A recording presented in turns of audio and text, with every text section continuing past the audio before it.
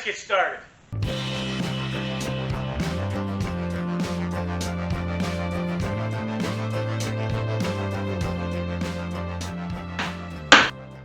Hey folks, welcome back to the shop. Now y'all know I'm not that sophisticated, but my brother-in-law says I need to make me one of them there charcuterie boards. Charcuterie? I don't think that's right. Jacques Cousteau? I don't know. Charcuterie board. You know, one of them things they throw cheese on and bring out to people. Alright folks, let's see what I can come up with.